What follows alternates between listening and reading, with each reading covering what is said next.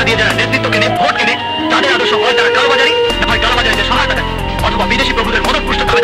কিন্তু আপনার সঙ্গে কথা বলে আমি জানলাম আজ ভিন্ন কথা। দেশ জুড়ে সন্ত্রাস সৃষ্টি করে যারা খোলা পানিতে মাছ শিকার করতে চায়, তাদের দাঙ্গাবাজ বলা যেতে পারে, কোন রাজনৈতিক নেতা নয়। ওকে সন্ত্রাসী বলতে চাও? রাজের মতো সন্ত্রাসী যার ছাত্র সংগঠনের নেতা, তাকে এর ঊর্ধ্বে কিছুই ভাবা যায় না। আপনাদের খেদমতের জন্যই আমি আছি। কি করে যাব দেখতেই তো পাচ্ছেন। আমি কি আপনাকে লিখতে পারি? আপনাদের মাঝে আমি নিয়ে আসলাম HK1 বাংলা মুভি। এই চ্যানেলটি বিনোদনমূলক একটি চ্যানেল।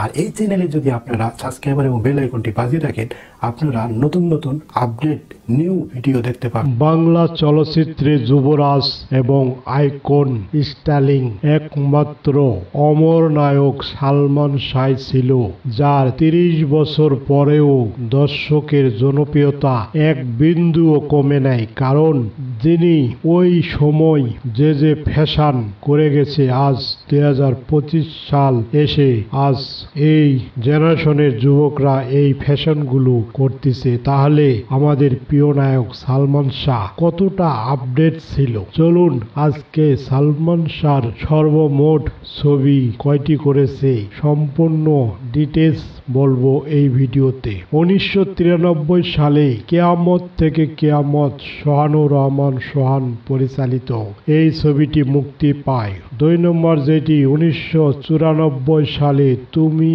আমার জহির হক পরিচালিত এই ছবিটি মুক্তি পান 1994 সালে। 3 নম্বর যে ছবিটি অন্তরে অন্তর শিবলি সাদিক পরিচালিত। পরের যে ছবিটি সুজন সখী শাহ আলম কিরণ পরিচালিত। 5 নম্বর যে ছবিটি বিক্ষোভ মোহাম্মদ হান্নান পরিচালিত। 6 নম্বর শ্রেহন গাজী মাজারুল আনোয়ার পরিচালিত। 7 নম্বর প্রেম যুদ্ধ জীবন রহমান পরিচালিত। 1995 সালে দেনমোহর শফি বিক্রমপুরী পরিচালিত। 9 নম্বর কন্যাদান দেলোয়ার জাহান ঝন্টু পরিচালিত। 10 নম্বর স্বপ্নের ঠিকানা AMA খালেক পরিচালিত। 11 নম্বর আঞ্জুমান হাফিজুল উদ্দিন পরিচালিত। 12 নম্বর মহামিলন দিলীপ সোম পরিচালিত। 13 নম্বর আশা ভালোবাসা তজিমুদ্দিন রিজভী পরিচালিত। 1996 সালে বিচার হবে শাহ আলম কিরণ পরিচালিত। 15 নম্বর এই ঘর এই সংসার মালেক আফসারি পরিচালিত। 16 নম্বর প্রিয়জন রানা নাসের পরিচালিত। 17 নম্বর তোমাকে চাই মতিউর রহমান পরিচালিত। 18 নম্বর স্বপ্নের পৃথিবী বাদল খন্দকার পরিচালিত। 19 নম্বর সত্যের মৃত্যু নেই ছুটকু আহমেদ পরিচালিত।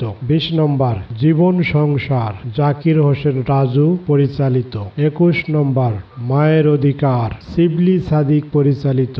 22 নম্বর চাওয়া থেকে পাওয়া AM সরকার পরিচালিত।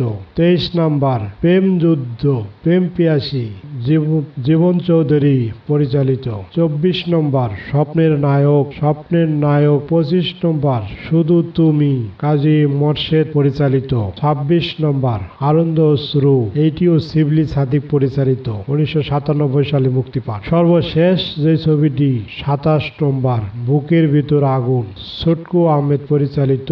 এই ছবিটি পরে অর্ধেকটি ছবি ফেরদৌসকে নিয়ে ছবিটি শেষ করা হয়েছে। সালমান শাহর অকাল মৃত্যু দর্শক ভক্তরা আজও বেদনার গুমরে কাঁদে। কেন সালমান যদি আজ বেঁচে থাকতো, বাংলা ইন্ডাস্ট্রি আজ কত দূরেই না যাইতো। সালমান শাহ এবং বম্বের কিং খান শাহরুখ খানকে নিয়ে একসঙ্গে একই পর্দায় একটি ছবি করার কথা ছিল, কিন্তু সালমান শাহর অকাল মৃত্যুতে এই ছবিটি আর দর্শকরা পেল না। আমরা সালমান শাহর আজ 30 বছর পূর্তির পর তার আত্মহত্যা অবসান ঘটে। হাইকোর্টের রায় দিল তাকে হত্যা করা হয়েছে।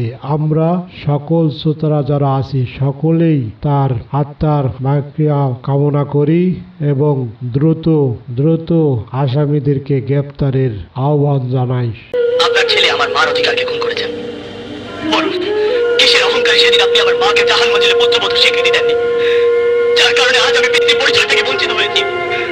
আর আমার মা তার স্বামীকে হারিয়ে আজ হয়েছে লাঞ্ছিত। কর্মচারী মেয়ে হয়ে বড়লোক কি দাপট দেখিয়ে সেদিন এই রবিনকে ওই কলেজ থেকে মিথ্যে অপবাদ দিয়ে উৎখাত করেছে। ওখানেই দাঁড়াও। কেন রবি? বউ সেজে ঘুমটা টেনে জাহান মঞ্জিলে প্রবেশ করলেই রবিন সিদ্দিকীর স্ত্রী পাওয়া যায় না। আমার মাকে সামান্য একজন দারোয়ানের মেয়ে বলে পুত্রবধূ স্বীকৃতি দাও। দোহাই দাদিমা, রবিনের মাকে তুমি স্বীকার করে নাও। কিসের হিসাব? না কিছু না, যদি মন চায় তোমার মারা করে দেখতে যাইও। নিরাময় হাসপাতালে 201 নম্বর বেডে আছে, এখনো ক্যাম্প ফিরে নেই। হাসপাতালে গিয়ে আমার মাকে তোমার পুত্রবধূর স্বীকৃতি দিয়ে আজ বাড়িতে ফিরিয়ে আসতেই হবে। তোর মা হাসপাতালে মরে গেল, তার লাশ পর্যন্ত কোনোদিন এই বাড়িতে স্বীকৃতি পাবে না। আমার মায়ের অধিকার ফিরিয়ে না দিলে আজ আমি তোমাদের নাম নিশানা সব তুলো সাথে মিশিয়ে দেবো। এর মাঝে আমি নিয়ে আসলাম HK1 বাংলা মুভি। এই চ্যানেলটি বিনোদনমূলক একটি চ্যানেল। মায়ের অধিকার শিবলি সাদেক পরিচালিত 1996 সালে মুক্তি পেয়েছিলেন। সালমান শাহ নাম থাকেন রবিন, শাবনাজ নাম থাকে দিশা, সালমানের বাবা থাকেন আলমগীর, নাম থাকেন শাহিদ সিদ্দিকী, রবিনের বাবা। সালমান শাহর নাম থাকে রবিন, আলমগীর রবিনের বাবা থাকেন। ববিতা আয়শা সিদ্দিকী অর্থাৎ রবিনের মা, মানে সালমান শাহর মা থাকেন ববিতা। ফেরদৌস মজুমদার রবিনের দাদিমা থাকেন। হুমায়ুন ফরদি সুন্দর এবং নিখুঁত অভিনয় করেছেন এই ছবিতে। হুমায়ুন ফরদি থাকেন মামা, সালমান শাহর মামার ভূমিকায় অভিনয় করেন। আনোয়ার হোসেন থাকেন ববিতার বাবা। দিলদার আছেন নাসির খান, আরো অনেকেই। মায়ের অধিকার চলচ্চিত্রের সঙ্গীত পরিচালনা করেছেন আহমেদ ইমতাজুল বুলবুল। গানের কথা লিখেছেন বুলবুল ও মনিরুজ্জামান মুনির। গানে কণ্ঠ দিয়েছেন রুনা লায়লা, সুবীর নন্দী, এন্দ্র কিশোর, আগুন ও কনক চাপা। 1 নম্বর যে গানটি গেয়েছেন, তুমি ছাড়া কে আছে আমার, তুমি ছাড়া কে আছে আমার, তুমি নাই কিছু নাই হৃদয়ে আমার। এই গানটি গেয়েছেন কনক চাপা। 2 নম্বর যে গানটি গেয়েছেন সুবীর নন্দী এবং এন্দ্র কিশোর। মামা ভাগনা অভিনয় করেছেন সালমান শাহ এবং হুমায়ুন ফরদি। পিঁপড়া খাইলো বড় নোকের ধন ও সোনারে, পিঁপড়া খাইলো বড় নোকের ধন, বড় নোকের গাড়ি বাড়ি, লক্ষ টাকার গয়না শাড়ি, বড় নোকের গাড়ি বাড়ি, লক্ষ টাকার গয়না শাড়ি, পিঁপড়া খাইলো বড় নোকের ধন ও সোনারে, পিঁপড়া খাইলো বড় নোকের ধন। সুবীর নন্দী, এন্দ্র কিশোর এই গানটি গেয়েছেন। 3 নম্বর যে গানটি গেয়েছেন, তুমি একটা চোর আমি একটা চোর, তুমি একটা চোর আমি একটি চোর। এই গানটি গেয়েছেন রুনা লায়লা এবং এন্দ্র কিশোর। 4 নম্বর যে গানটি গেয়েছেন, পালকিতে চড়াইয়া বউ নয়ে যাব বউ সাজিয়া। এই গানটি গেয়েছেন সুবীর নন্দী এবং কনক চাপা। পরিচালক শিবলি সাদিক, প্রযোজনা করেছেন শিবলি সাদিক। এই ছবিটি মুক্তি পেয়েছেন 6 ডিসেম্বর 1996 সালে। বাংলা চলচ্চিত্রের এক যুবরাজ এবং যার প্রথম সুপারস্টার, যার তকমা সারা পৃথিবী জুড়ে রয়েছেন।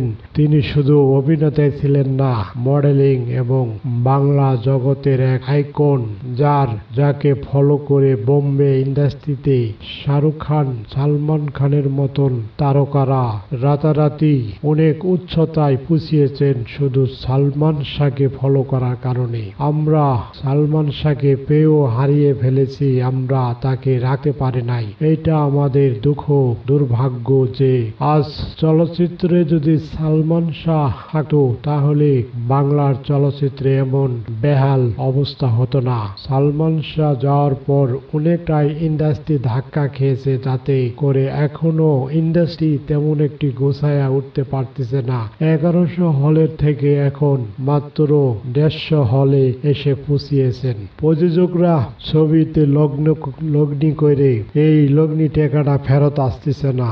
একটি প্রযোজক যদি লগ্নি করার পরে তার লাভের মুখ না দেখে তাহলে কখনোই ওই প্রযোজক দ্বিতীয়বার আবার ব্যাক করবে না আরেকটি ছবি করার জন্য, কারণ প্রথম প্রজেক্টেই লস।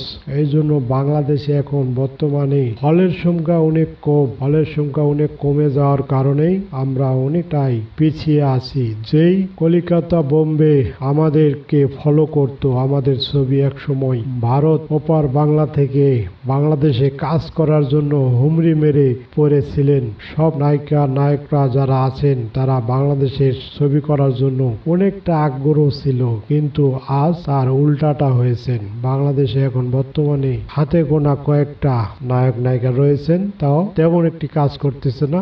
একজনই শুধু কাজ করতেছেন, আমাদের মেগাস্টার শাকিব খান। একজন আর কতটা করবে, কারণ তিনি তো এখন অনেক বয়স হয়ে গেছে। তিনি সব ধরনের কাজ চাইলেও করতে পারে না, তাকে তার সব দিকে মেন্টেল করে করতে হয় অভিনয়। এই জন্য আমাদের ইন্ডাস্ট্রি এখন বর্তমান বেহাল অবস্থা। সকলেই HK1 বাংলা মুভি চ্যানেলে সাবস্ক্রাইবার করে বেল আইকনটি বাজিয়ে রাখবেন। সকলকে ধন্যবাদ। বন্ধুরা কেমন আছেন? নিশ্চয়ই ভালো আছেন। আপনাদের মাঝে আমি নিয়ে আসলাম HK1 বাংলা মুভি। এই চ্যানেলটি বিনোদনমূলক একটি চ্যানেল, আর এই চ্যানেলে যদি আপনারা সাবস্ক্রাইবার এবং বেল আইকনটি বাজিয়ে রাখেন আপনারা নতুন আপডেট নিউ ভিডিও দেখতে পাবেন। HK1 বাংলা মুভি এই চ্যানেলটি অবশ্যই আপনারা সাবস্ক্রাইবার করে রাখবেন এবং বেল আইকনটি বাজিয়ে রাখবেন। আপনাদেরকে অসংখ্য ধন্যবাদ।